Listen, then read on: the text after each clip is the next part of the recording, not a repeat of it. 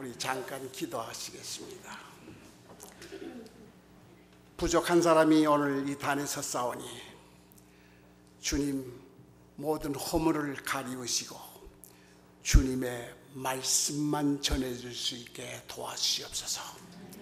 그동안 우리들이 세상에 가졌던 모든 관심, 가정에서 있었던 일, 직장에서 있었던 일, 모든 일에서 우리의 관심의 포커스를 오늘은 주님으로 이 시간 옮기게 하시옵시고 오직 주님의 말씀을 사모하게 하사 주님을 사모하는 열기가 뜨거워서 오늘 이 정성이 이 교회 구석마다 다 메아리 칠 수 있게 하시옵소서. 이 교회당에 문을 열고 들어온 누구나 복을 받게 하시고 이 교회당에 앉은 이마다 누구나 은혜 받게 하시옵소서. 예수 이름으로 기도드려사옵나이다. 빌립보서는 에베소서, 골로새서, 빌레몬서와 함께 사도 바울이 로마의 감옥에 갇혀서 그 감옥 안에서 쓴 서신이 돼서 우리가 이 네 서신을 옥중 서신이라고 부릅니다. 이 빌립보는 히랍 반도의 북쪽에 마케도니아라고 하는 그 큰 지방에 있는 2000년 전에는 빌립보가 아주 큰 도시였습니다. 사도 바울이 두 번째 전도 여행을 갈 때에 이 빌립보 도시에서 개척한 교회가 빌립보 교회입니다. 바울 선생은 3차로 더 넓게 전도 여행을 떠나는데 그때에 이탈리 반도로 들어가기 전에 다시 히랍 반도 마케도니아 들려서 빌립보 교회를 방문한 적이 있습니다. 이 빌립보 교회는 사도 바울이 전도할 때 많은 물질로서 전도비를 도와준 그런 교회이기 때문에 바울 선생과는 밀접한 관계를 갖고 있습니다. 이 빌립보서에 보면은 기뻐하라는 말이 많습니다. 우리 빌립보서 2장에 너희도 기뻐하라, 나와 함께 기뻐하라. 4장에 또 주관에서 항상 기뻐하라, 내가 다시 말하노니 기뻐하라. 이 기쁨이라 하는 말이 여러 군데 나와서 우리가 이 빌립보서를 기쁨의 서신이라고도 부릅니다.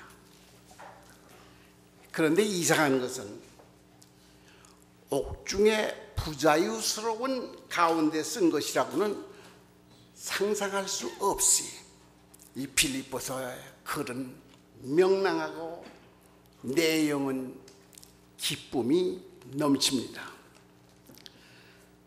사람이 세상을 살아나가러 오면은 기쁠 때도 있고 어떤 때는 슬플 때도 있고 즐거울 때도 있고 어려운 마음의 고통을 겪을 때도 있습니다. 광명이 있으면은 암흑이 있기 마련입니다. 가물 때에는 햇빛만 볼 것 같은데 비가 올 때가 있습니다. 장마 때는 언제나 비만 올 것 같지만은 햇빛이 날 때가 있습니다. 우리 인간의 생활은 즐겁고 기쁨만이 있는 것이 아니라 걱정, 근심, 비애, 슬픔이 뒤따릅니다.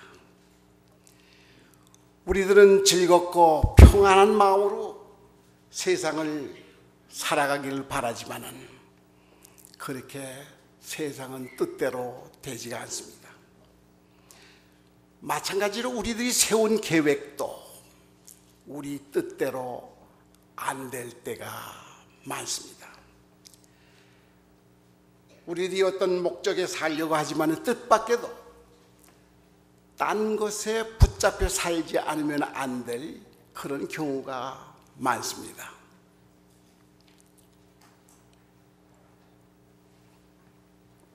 중국의 유명한 낭만주의 시인의 이태백이라고 하는 분이 있습니다. 얼마나 유명한 분입니까? 그러나 이태백이도 처음에는 군인이 될 것을 희망했지만은 어떻게 문인이 됐다고 합니다. 우리가 잘 아는 우리 미국의 남침역의 빌링그라움 목사, 우리 부흥사로서 너무나 유명합니다. 그분도 처음부터 목사를 희망한 것이 아니라 야구장에서 야구 구경을 하다가 목사가 될 것을 결심했다고 합니다. 그런데 이 성경은 그 환경에 상관없이 현재 위치한 처한 위치에 상관없이 언제나 감사하고 기뻐할 것을 가르칩니다. 빌립보서 3장 1절에 보면은 형제들아 주 안에서 기뻐하라. 또 골로새서 3장 15절에 보면은 너희는 감사하는 자가 되라.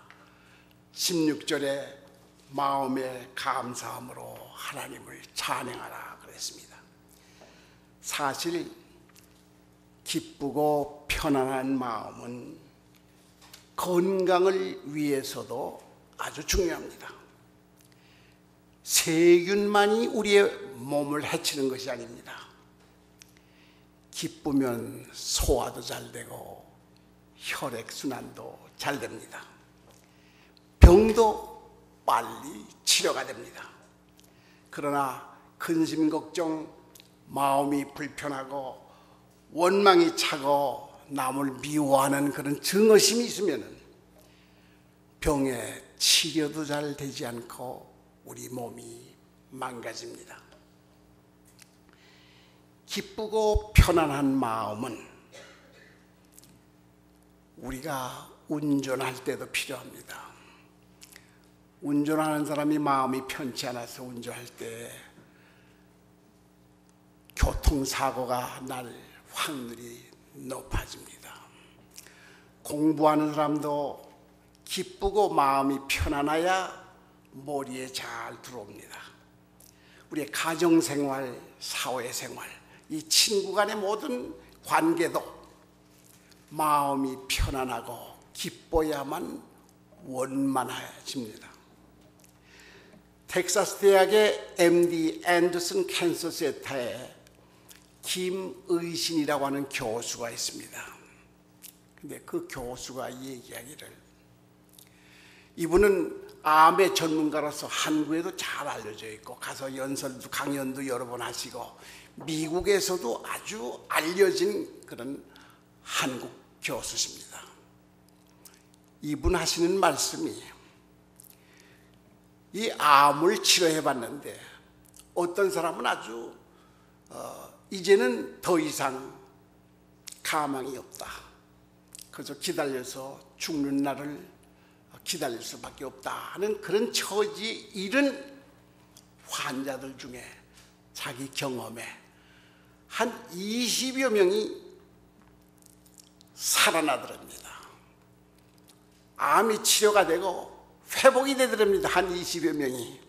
근데 이 김 교수님 얘기가 자기는 의학적으로 도저히 설명이 안 됩니다. 안 된답니다. 살 수 없는 그런 처지에 도달했는데 살더랍니다. 그래 이 김 교수님이 이 어려운 캔서에서 죽을 지경에서 살아나고 회복된 이 20여 명의 공통점을 발견했습니다. 그것은 이 환자들이 한 사람도 예외가 없이 다 겸손한 성품을 가졌다고 합니다. 사람이 겸손한 성품을 갖게 되면은 매사에 감사하게 됩니다. 어려운 병에 걸려서도 겸손한 사람은 남을 탓하지 않습니다. 누구 때문에 내가 이 병에 걸렸다, 남을 미워하지 않습니다. 하나님께 맡깁니다. 우리가 친구들을 만나서 얘기하면은, 어떤 친구가 재미있는 얘기를 하면은 아주 웃고 기뻐합니다. 또 우리 가정에서 무슨 좋은 일이 있으면은 얼마나 우리가 기쁩니까? 가령 우리 애들 가운데 학교에서 레포트 카드를 아주 잘 받아와서 공부를 잘했다던가, 또는 가정에서 영위하는 무슨 사업이 잘 되던가, 언제나 기쁩니다. 그러나 그 기쁨은 일시적입니다. 사도 바울이 항상 기뻐하라고 하는 그 말씀은 이런 일시적인 기쁨을 얘기하는 것이 아닙니다. 바울 선생께서 항상 기뻐하라고 그랬습니다. 언제나 기뻐하는 마음은 신앙에서만 옵니다. 언제나 기쁜 마음은 믿음의 열매입니다. 아무리 우리가 사업을 잘해서 돈을 많이 벌어도 이런 항상 기쁜, 언제나 기쁜 이 기쁨을 우리는 차지할 수가 없습니다. 우리들의 지위가 이런 기쁨을 주지 못합니다. 우리들이 아무리 공부를 많이 해서 지식을 많이 쌓아도 이런 기쁨을 우리는 얻지 못합니다. 19세기 영국의 유명한 역사가 가운데 토마스 칼라이라고 하는 분이 있는데, 그분이 이런 얘기를 했습니다. 인간의 가치는 행복에 있는 것이 아니라 1차원 높은 축복에 있다.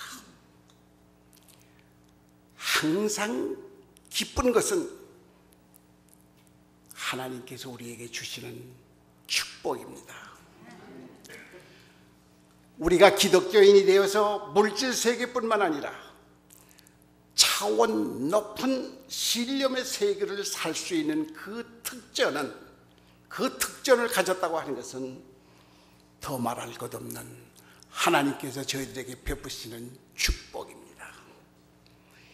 여호와는 우리의 죄를 용서해 주실 뿐더러 우리와 동행하시고 인도하시고 보호하시는 우리의 기쁨입니다. 여기 미국은 그렇지 않지만은 저희는 한국에서 자랄 때에 애들을 언제나 엄마가 옆에 같이 재웠습니다. 같이 안아주고 언제나 같이 잤습니다. 여기 미국에 와보니까 그렇지 않습니다. 저희도 한국에 있을 때 딸을 키웠는데 2년 동안 미국에 오기 전에 우리 집사람이 우리 딸을 언제나 옆에다가 재우고 두들러주고 안아주고 그렇게 키웠습니다. 이 애들을 키우다 보면은 밤에 일어나서 울 때가 많습니다. 애가 왜 울겠습니까? 자다 보니까 엄마가 안 보이거든요. 캄캄하거든요. 무서워서 옵니다. 이때에 어머님이 옆에 있다가 어린애를 두들러주고 우리 혜리야 잘 자거라, 그 말 한마디에 어린애는 깊은 잠에 다시 듭니다. 무엇이 이 어린애로 하여금 깊은 잠에 평안한 잠을 다시 찾을 수 있었습니까? 어머님의 음성입니다. 어머님의 손길입니다. 우리 믿는 사람에게는 이 시간을 초월해서, 이 세상을 초월해서 영원한 소망의 기쁨이 있습니다. 우리와 동행하시는 주님께 대한 믿음이 있을 때에 하나님의 자녀로서의 기쁨이 저희들에게 있습니다. 신앙이 우리를 편안하게 만들고 우리를 기쁘게 만듭니다. 우리의 주님의 손을 잡으면 마음이 따뜻해집니다. 주님의 손을 잡으면 세상에 겁날 것이 없습니다. 주님과 함께 동행하면 어두워도 갈 수 있습니다. 바람 부는 들판도 갈 수 있습니다. 위험한 강도 건들 수 있습니다. 높은 산도 넘을 수 있습니다. 주님과 동행할 때에 우리에게 기쁨이 있고 주님과 동행할 때에 우리에게 위로가 있습니다. 그래서 우리 생활에는 감사함이 넘쳐 흐릅니다. 그래서 감사하는 사람에게는 언제나 기쁩니다. 빌립보서 4장 4절, 주 안에서 항상 기뻐하라. 내가 다시 말하노니 기뻐하라. 그래서 하시는 말씀입니다. 시편 100편 2절에 보면 여호와께 즐거이 부를지어다. 기쁨으로 여호와를 섬기며 노래하면서 그 앞에 나아갈지어다 했습니다. 세상에서 가장 중요한 것은 기쁘게 사는 겁니다. 지금 이 순간 여러분들은 주님을 믿는 신앙 때문에 여러분들 마음에 기쁨을 간직하고 계십니까? 기독교는 기쁨의 종교입니다. 성경에는 찬송, 감사, 기뻐하라는 말로 가득 차 있습니다.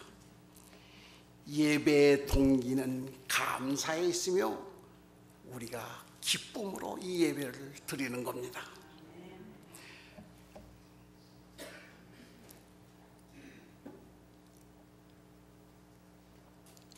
모세가 광야에서 성막을 지은 것은 애굽에서 해방된 하나님의 은혜에 감사하면서 기쁨으로 지었습니다.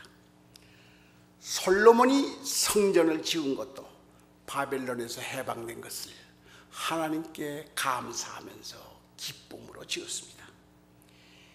감사하는 마음보다 더 아름다운 예배는 없습니다. 시편 95편 2절에 하나님께 나아갈 때에 우리의 최고의 하나님께 바치는 예물은 감사라고 했습니다. 사도 바울이 이렇게 옥중에서도 기뻐할 수 있었던 것은 그는 무슨 일을 할 때 어떤 전도 사업이나 무슨 일을 하건 자기 중심에서 일한 것이 아니라 모든 것을 그리스도 중심으로 하나님의 뜻을 먼저 생각하기 때문입니다. 모든 것을 하나님을 중심으로 생각하고 일하면 성공해도 교만하지 않습니다. 실패해도 낙심하지 않습니다. 15, 16세기에 이탈리아에 유명한 라파엘이라고 하는 화가가 있었습니다. 이 라파엘이라는 화가가 그린 그림 가운데 제일 유명한 그림이 스쿨 오브 아테네스입니다. 스쿨 오브 아테네스, 아테네는 希腊의 도시 이름이지요. 이 그림을 그려서 이 그림이 1510년에 끝났는데 1511년에 이 라파엘이라고 하는 화가가 로마의 캐톨릭 교회 교황청에 이 그림을 기증했습니다. 그래서 아직도 이 그림이 교황청에 걸려 있다고 합니다. 이 라파엘이 이 그림을 준비하기 위해서 3년이 걸렸다고 합니다. 왜냐하면 여러분이 인터넷에 스쿨 오브 아데네스를 찾으면은 이 그림이 나옵니다. 쉽게 금방 나옵니다. 워낙 유명한 그림이 돼서. 그 그림을 확대해서 보세요. 거기에 기원전 히랍의 철인들이 30여 명이 그 그림에 등장합니다. 이 화가가 이 그림을 그리기 위해서 3년 동안 준비를 했는데, 그것은 이 그림에 등장하는 철인들의 한 사람 한 사람의 사상을 이 그림에 나타냈다고 합니다. 그래서 이 철학을, 각자의 사상을 공부하느라고 시간을 그렇게 많이 썼다고 그럽니다. 이제 제일 이 그림의 중앙에 보면은 나이 좀 많은 키 큰 노인이 한 손을 위로 이렇게 쳐들고 있습니다. 이분은 플라톤입니다. 플라톤은 이원론을 주창한 분입니다. 그리고 신성을 강조한 사람입니다. 그분은 우리가 살고 있는 이 세상은 저쪽 세상 이데아의 그림자에 불과하다. 그만큼 하나님의 신성을 강조한 분입니다. 그래서 라파엘이 이 플라톤을 그렇게 그림에 표시했습니다. 그런데 그 옆에는 한 젊은 사람이, 키는 좀 작고 젊은 사람이 한 손을 앞으로 내밀고 있습니다. 플라톤의 수제자인 아리스토텔레스입니다.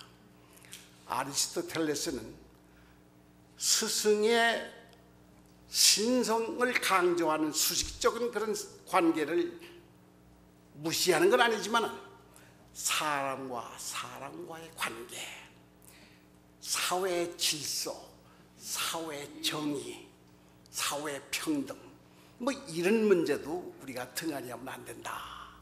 그걸 주창했다고 해서 이 라파엘이라고 하는 화가가 아리스토텔레스를 손을 내민 걸로 이렇게 그림을 그렸습니다.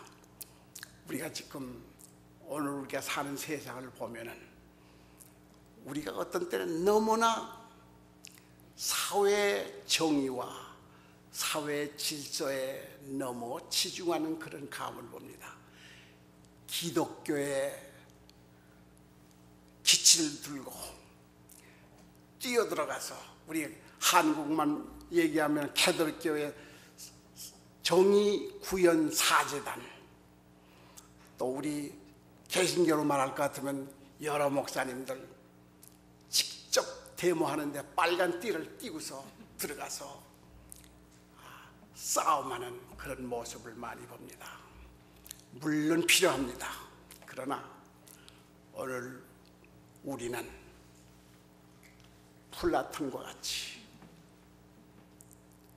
교회당에 꿇어 앉아서 무릎을 꿇고 양손을 합장하고 주님의 말씀을 사모하는 그 모습이 더 그리워지고 더 바람직합니다.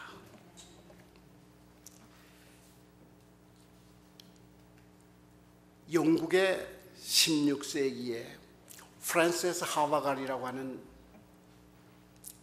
여자 음악가가 있었습니다.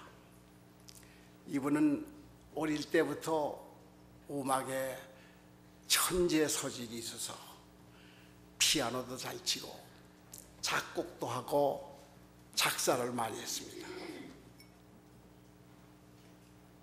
그는 목사 일을 보는 아버지를 도와서 복음주의 찬송가를 작사하고 작곡을 했습니다. 그런데 오늘 우리가 갖고 있는 찬송가 이 348장의 가사를 이 하와갈이 썼습니다. 그런데 그분의 간증에 의할 것 같으면 한 번은 10명의 친구들과 같이 모여서 기도를 하는데 주님의 영적인 영감을 받아가지고 그는 그냥 주님께서 속삭이는 것을 받아만 썼다고 합니다. 성령의 감화를 받아서 자기가 받아만 썼는데 그 찬송가가 오늘 지금 우리가 갖고 있는 348장의 가사입니다. 나의 생명 드리니 주여 받아주소서.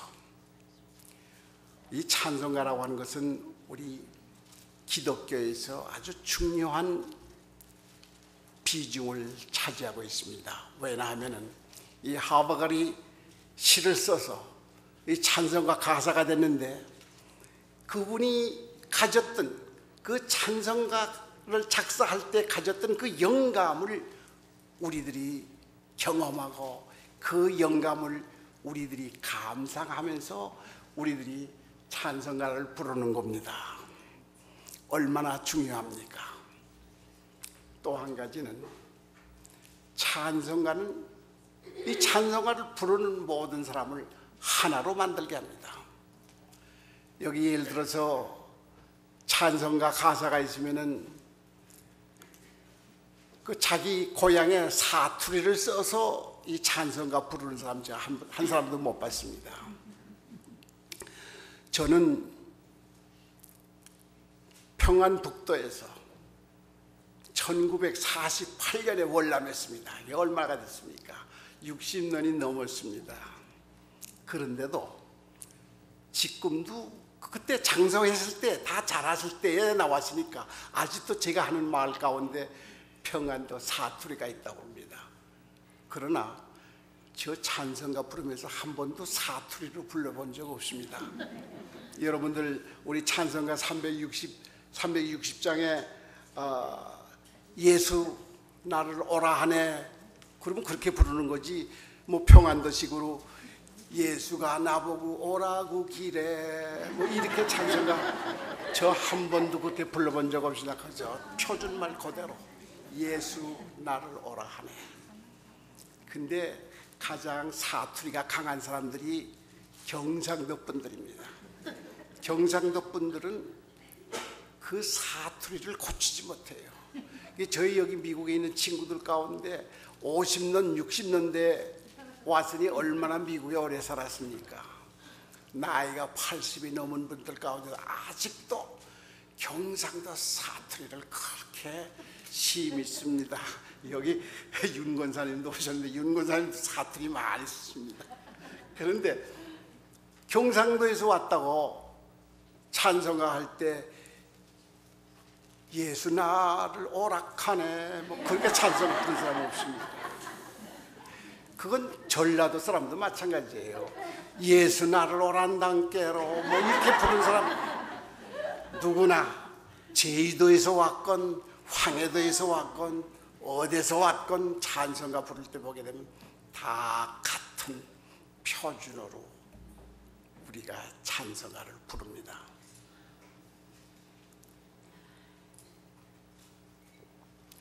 하바갈이라고 하는 이 작사가 348장의 가사를 성령을 바꿔서 이 가사를 썼는데 그 가사는 다음과 같습니다. 나의 생명 드리니 주여 받아주소서. 세상 살아갈 동안 찬송하게 하소서.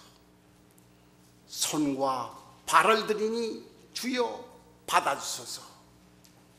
주의 일을 위하여 민첩하게 하소서. 그래서 3절, 4절, 5절로 계속됩니다. 다 같이 기도하시겠습니다.